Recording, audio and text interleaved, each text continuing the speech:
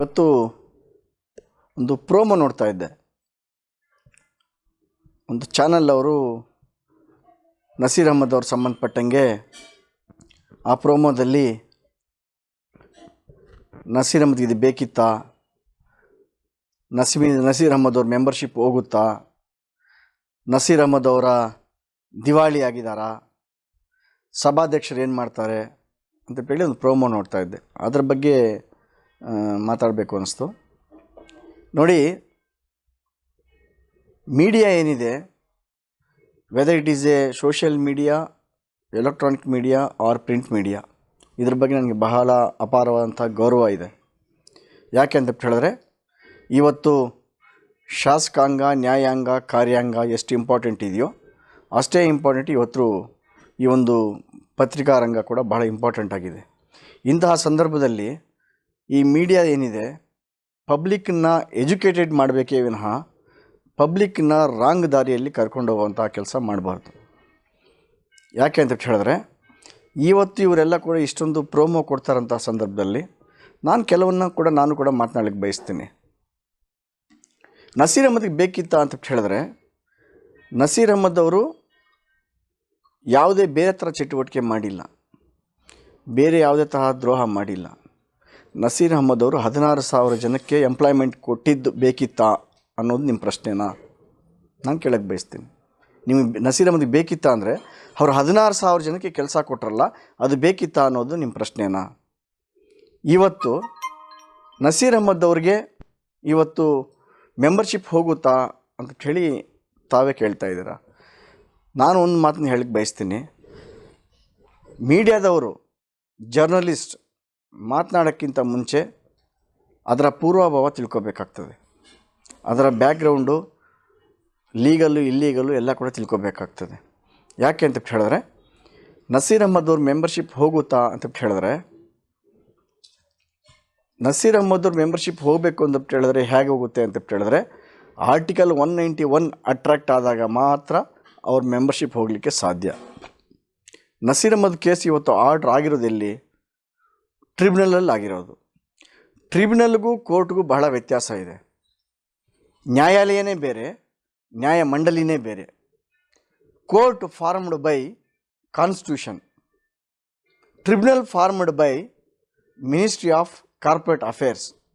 ಅಂದರೆ ನಾನು ಹೇಳ್ತಾರಂಥದ್ದು, ಕೋರ್ಟು ನಮ್ಮ ಸಂವಿಧಾನದ ಆಧಾರದ ಮೇಲೆ ಕೋರ್ಟ್ ಫಾರ್ಮ್ ಆಗಿರೋಂಥದ್ದು. ಟ್ರಿಬ್ಯುನಲ್ಲು ಮಿನಿಸ್ಟ್ರಿ ಮಾಡಿರುವಂಥ ಒಂದು ನ್ಯಾಯಮಂಡಲಿ. ಅದು ದಯಮಾಡಿ ಇದನ್ನು ಅರ್ಥ ಮಾಡ್ಕೋಬೇಕಾಗ್ತದೆ. ಇವತ್ತಾಗಿರುವಂತಹ ಟ್ರಿಬ್ಯುನಲ್ ಏನಿದೆ, ಈ ಟ್ರಿಬ್ಯುನಲ್ ವ್ಯಾಪ್ತಿ ಏನಪ್ಪ ಅಂತ ಹೇಳಿದ್ರೆ, ಕಾರ್ಯವ್ಯಾಪ್ತಿ ಏನಪ್ಪ ಅಂತ ಹೇಳಿದ್ರೆ, ಒಂದು ಕಾರ್ಪೊರೇಟಲ್ಲಿ ಕಂಪ್ನಿ ಡಿಸ್ಪ್ಯೂಟ್ಸ್ ಏನಿದೆ, ಆ ಡಿಸ್ಪ್ಯೂಟ್ನ ಸಾಲ್ವ್ ಮಾಡೋಂಥದ್ದು, ಸೆಟ್ಲ್ ಮಾಡೋಂಥದ್ದು, ಆರ್ಡರ್ ಮಾಡೋಂಥದ್ದು. ಆಮೇಲೆ ಅದರ ಮೇಲೆ ಇನ್ಸಾಲ್ವೆನ್ಸಿ ಏನಿದೆ ಅದನ್ನು ನೋಡೋವಂಥದ್ದು, ಬ್ಯಾಂಕ್ ಕರಪ್ಟ್ ಅಂತ ಡಿಸ್ಪ್ಯೂಟ್ಸನ್ನು ಹ್ಯಾಂಡಲ್ ಮಾಡೋವಂಥದ್ದು ಅಂತ ಹೇಳಿ ಅದರ ಟ್ರಿಬ್ಯುನಲ್ ಕಾರ್ಯವ್ಯಾಪ್ತಿ.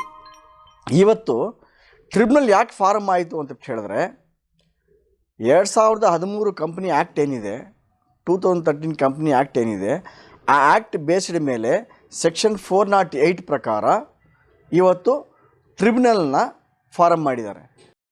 11 ಟ್ರಿಬ್ಯುನಲ್ನ ಫಾರಮ್ ಮಾಡಿದ್ದಾರೆ ಥ್ರೂಔಟ್ ಇಂಡಿಯಾದಲ್ಲಿ. ಒಂದು ಮೇಯ್ನ್ ಬೆಂಚ್ ಇವತ್ತು ನಮ್ಮ ಹೈದರಾಬಾದು, ಚೆನ್ನೈ, ಬ್ಯಾಂಗ್ಳೂರು, ಕಲ್ಕಟ್ಟ, ಗೋವಾ ಇಷ್ಟು ಏನಿದೆ, ಇದು ಮೆಡ್ರಾಸ್ ಅಪ್ಲೇಟ್ ಬೆಂಚಿಗೆ ಬರುತ್ತೆ. ಇವತ್ತು ಏನು ಈ ನಮ್ಮ ಅಪ್ಲೇಟ್ ಬೆಂಚಲ್ಲಿ ಇಲ್ಲೇನು ಬೆಂಗಳೂರಲ್ಲಿ ಏನಾಗಿದೆ ಆರ್ಡರ್ಸು, ಅದನ್ನು ಬೇಕಾದರೆ ಅಪ್ಲೇಟ್ ಅವ್ರು ಚೆನ್ನೈಗೆ ಹೋಗ್ಬೋದು. ಅದಕ್ಕಿಂತ ಮುಂಚಿತವಾಗಿ ಈ ಒಂದು ಯಾವುದು ಟ್ರಿಬ್ಯುನಲ್ಗೆ ಮತ್ತು ಕೋರ್ಟಲ್ಲಿ ಯಾವುದೇ ಒಂದು ಅಪರಾಧಿಗೆ ಸೆಂಟೆನ್ಸ್ ಕೊಡುವಂತಹ ಪವರ್ಸ್ ಇದೆ. ಅದರ ಮೇಲೆ ಜಡ್ಜ್ಮೆಂಟ್ ಆರ್ಡರ್ ಪಾಲಿಸಿ ಅಪರಾಧಿನ ಜೈಲಿಗೆ ಕಳಿಸ್ಬೋದು, ಗಲ್ಗೆ ಹಾಕ್ಬೋದು, ಅವನ ಮೇಲೆ ಬೇರೆ ದಿವಾಳಿ ಅಂತ ಘೋಷಣೆ ಮಾಡೋದು, ಇವೆಲ್ಲ ಕೂಡ ಕೋರ್ಟ್ಗೆ ಇರುವಂಥ ಪವರ್ಸು. ಆದರೆ ಟ್ರಿಬ್ಯುನಲಲ್ಲಿ ಕೆಲವು ಲಿಮಿಟೇಷನ್ಸ್ ಇದೆ. ಹೆಂಗೆ ಅಂದರೆ, ಟ್ರಿಬ್ಯುನಲಲ್ಲಿ ಯಾರು ಬೆಂಚಲ್ಲಿ ಇರ್ತಾರೆ, ಬೆಂಚ್ ಜಡ್ಜಿಂದ ಹಿಡಿದು ಅದರಲ್ಲಿ ಟ್ರಿಬ್ಯುನಲಲ್ಲಿ ಏನಿದೆ, ಟ್ರಿಬ್ಯುನಲಲ್ಲಿ ಬರುವಂತಹ ಅಪಾಯಿಂಟ್ ಆಗುವಂತಹ ಜಡ್ಜಸ್ಸು ಅವರು ರಿಟೈರ್ಡ್ ಹೈಕೋರ್ಟ್ ಜಡ್ಜಸ್ ಇರ್ಬೋದು, ಸೀನಿಯರ್ ಮೋಸ್ಟ್ ಲಾಯರ್ಸ್ ಇರ್ತಾರೆ, ಅದರ ಮೇಲೆ ಕೆಲವು ಟೆಕ್ನಿಕಲ್ ಪರ್ಸನ್ಸ್ ಇರ್ತಾರೆ, ಅಂದರೆ ಫಿನಾನ್ಸಲ್ಲಿ ಮತ್ತು ಕಂಪನಿ ಸಬ್ಜೆಕ್ಟ್ಸಲ್ಲಿ ಎಕ್ಸ್ಪರ್ಟ್ಸ್ ಇರ್ತಾರೆ. ಅಂಥವ್ರನ್ನ ಟ್ರಿಬ್ಯುನಲ್ಗೆ ಅವರು ಅಪಾಯಿಂಟ್ ಮಾಡಿರ್ತಾರೆ. ಸೊ ಟ್ರಿಬ್ಯುನಲ್ ಅನ್ನೋದು ಟೋಟಲಿ ಜುಡಿಷರಿ ಅಲ್ಲ, ಅದು ಒಂದು ಅರೆ ಸರ್ಕಾರ, ಅದೇ ಅರೆ ಜುಡಿಷರಿ, ಅಂದರೆ ಅರ್ಧ ಜುಡಿಷರಿ. ಅದು quasi, it's a quasi ಅಂದರೆ ಅರೆ ಸರ್ಕಾರ ಅಂತ ಹೇಳಿ. ಯಾವಾಗ ಈ ಬೆಂಚೇ ಪೂರಾ ಜುಡಿಷರಿ ಅಲ್ಲ, ಆವಾಗ 191 ಅಟ್ರಾಕ್ಟ್ ಆಗೋಕ್ಕೆ ಸಾಧ್ಯನೇ ಇಲ್ಲ. ನಾನು ಈ ಮಾತನ್ನ ಯಾಕೆ ಹೇಳ್ತಾ ಇದ್ದೀನಿ, ದಯವಿಟ್ಟು ಬ್ರೇಕಿಂಗ್ ನೋಡಿಸ್ತಾವಂತಹ, ಪ್ರಮೋಷನ್ ಕೊಡ್ತಾವಂತಹ ಮೀಡಿಯಾ ಚಾನಲ್ಸ್ ಏನಿದೆ, ತಾವು ಪಬ್ಲಿಕ್ನ ಮಿಸ್ಗೈಡ್ ಮಾಡಬೇಡಿ. ಯಾವಾಗ ನಿಮ್ಮ ಟ್ರಿಬ್ಯುನಲ್ ಬೆಂಚೇ ಅಥೆಂಟಿಕೇಟೆಡ್ ಅಲ್ಲ ಅಂದರೆ ಆವಾಗ 191 ಅಟ್ರಾಕ್ಟ್ ಆಗೋದ್ರು ಎಲ್ಲಿಂದ ಬಂತು? ಎರಡನೇ ಪಾಯಿಂಟ್ ಏನಪ್ಪ ಅಂತ ಹೇಳಿದ್ರೆ, ಈ ಒಂದು ಇದೇನಿದೆ ಏನು ಈ ಸಬ್ಜೆಕ್ಟ್ ಏನಿದೆ, ನಸೀರ್ ಅಹಮದ್ ಅವರು ಮೆಂಬರ್ಶಿಪ್ ಹೋಗುತ್ತೆ ಅನ್ನೋದ್ರ ಬಗ್ಗೆ ನಾನು ಇವಾಗ ಟ್ರಿಬ್ಯುನಲ್ಗೂ ಕೋರ್ಟ್ಗೆ ಇರುವಂತಹ ವ್ಯತ್ಯಾಸ ನಾನು ಹೇಳಿದೆ. ಇನ್ನು ಮೂರನೇದು, 27 ಕೋಟಿಗೆ 1454 ಕೋಟಿ ಕೊಟ್ಟಿದ್ದಾರೆ ಲೋನು, ಹೆಂಗೆ ಕೊಟ್ಟರು ಅನ್ನೋದು. Sir, not only Naseer Ahmad, ನೀವು ಯಾವುದೇ ಬ್ಯಾಂಕಿಗೆ ನಿಮ್ಮ ಸ್ವಂತ ಗೋಲ್ಡ್ ಎತ್ಕೊಂಡು ಹೋದ್ರೇ, ಸ್ವಂತ ಗೋಲ್ಡ್ ಎತ್ಕೊಂಡು ಹೋಗ್ಬಿಟ್ರೇ ನೀವು ₹1,00,000 ಮಾರ್ಕೆಟಲ್ಲಿ ಬ್ಯಾಲೆ ಇದೆ ಆ ಗೋಲ್ಡ್ಗೆ ಅಂದರೆ, ಆದರೆ ಬ್ಯಾಂಕ್ ಅವ್ನು ಕೂಡ ಕೊಡೋದು ಕೂಡ ಬರೀ 60,000ನೇ. ಬ್ಯಾಂಕ್ ಅವ್ರು ಕೊಡೋದು ಕೂಡ ಬರೀ 60,000ನೇ, 40% ಕೂಡ 60% ಅಷ್ಟೇ ಕೊಡೋದು. ಹಾಗಿರಬೇಕಾದ್ರೆ ನಿಮಗೆ ಅಸೆಟ್ಸ್ ಇಲ್ದಿರಾ, ನಿಮಗೆ ಶೂರಿಟಿ ಇಲ್ದಿರಾ ಯಾಕೆ ನೀವು 27 ಕೋಟಿಯಿಂದ 1454 ಕೋಟಿಗೆ ಸಾಧ್ಯನಾ? ಅವರ ಅಸೆಟ್ಸ್ ಇರಲ್ವಾ? ಒಂದು. ಎರಡನೇದಾಗಿ, ಇಲ್ಲಿ ಲಿಕ್ವಿಡೈಸ್ ಆಗಿರೋವಂಥದ್ದು ಕಂಪನಿ, ನಾಟ್ ಎ ಪರ್ಸನ್.